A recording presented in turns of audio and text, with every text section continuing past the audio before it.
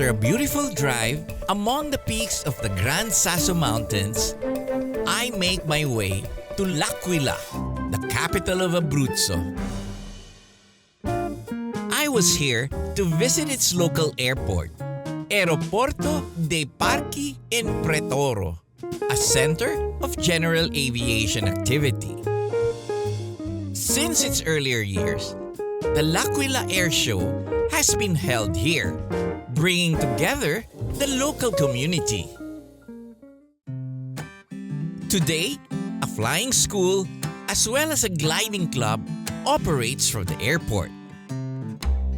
I got the chance to talk to Simone Silveri, a pilot and flight instructor who now oversees the place. Simone, I'm very happy that Gianni introduced us because I'm amazed. He said that you managed the whole airport. Yeah, I started flying in 1998. I became flight instructor in 2005. In 2017, I became a line transport pilot license with an Italian company. Mm-hmm. And in October 2020, I became the airport manager. It's a long series of aviation careers. Yeah, exactly. So never stop dreaming. But you said your father was also flying from here. Yeah. And that's how you got into aviation. Yeah. He started flying in 1981. I was 2 years old. And now I'm amazed. You're inspiring so many students. You're letting them start their career in flying.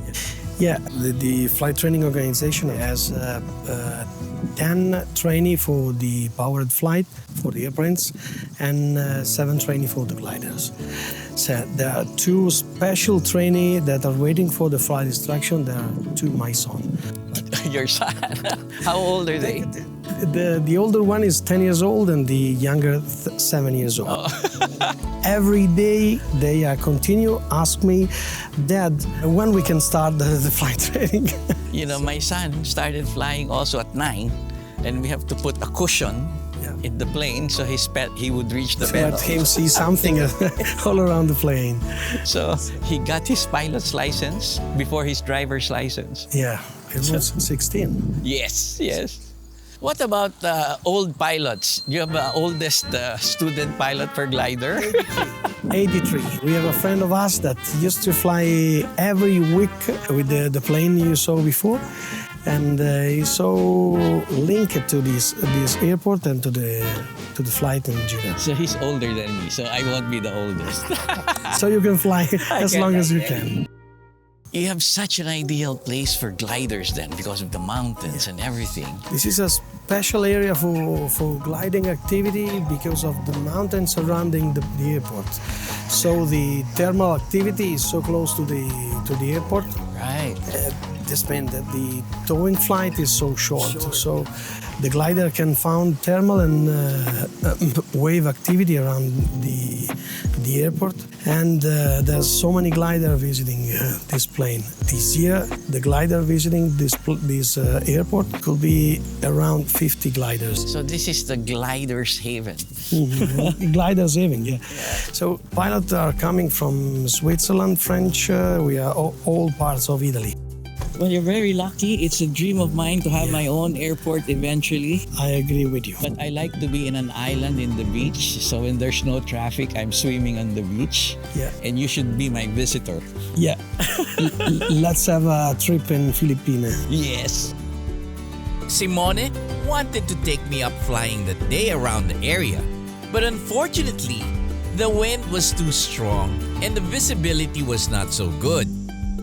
We agreed to meet up again the next day for the flight. With the weather much improved, we pushed our aircraft out of the hangar. Simone was taking me up flying on the Roba 400, a single-engine sport monoplane. It's both a tourer and a tug, towing banners and gliders of course. German glider flyers often come here for the nice wind conditions, which is why the plane is German registered.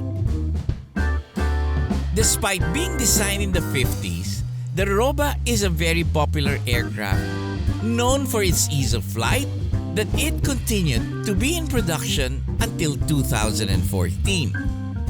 So you don't have heel brakes. This is your brake. Yeah. So this is common brakes. Yeah. And if you need to use differentially, you have to push all the way down the brakes. Yeah. And you can brake one wheel only. Yeah. I flew an Avion, an old Ryan Avion, American. Is that way?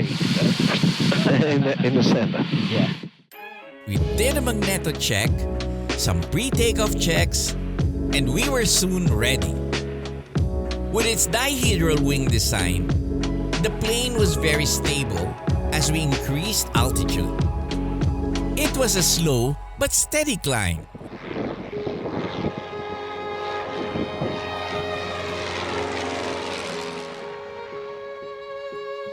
That one is the Adriatic Sea. Already. We reached the mountains, and with the plane's slowing design, we had very good visibility of the breathtaking views outside. This one is an old skiing station, the round mountain, no? Yeah. And the other one is Campo Imperatore. That's where we were. Yeah. Yeah, we drove around here. Yeah. Very nice. We enjoyed the driving around. There, wow. Its name is Corno Grande. Corno. It's the Italian for horn. Very dramatic. We flew over the highest peak of the Gran Sasso, towering at almost 3,000 meters. Wow, very, very nice. This is the little one? Yeah. Piccolo. Piccolo, exactly. Yeah, this is very nice. That was an incredible flight. And seeing this icon of Abruzzo from above is perhaps the best way to conclude my journey across this fantastic region of Italy. But first, I had to get us back to the ground. So we are going to fly left and turn the right down for runway 26. Okay? Yep.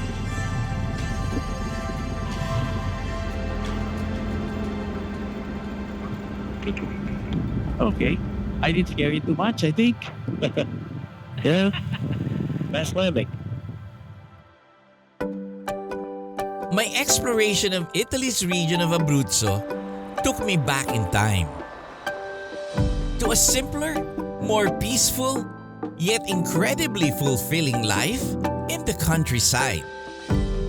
I found a land of seascapes, mountains, enchanting villages, and stunning vistas. Not to mention a culture rooted in spirituality, gastronomy, and creativity. It's people who respected and lived with this beautiful yet challenging environment are fittingly described as forte e gentile, strong and gentle, like the landscapes that surround them. This has been your captain, Joy Roa. See you in the next Asian Air Safari.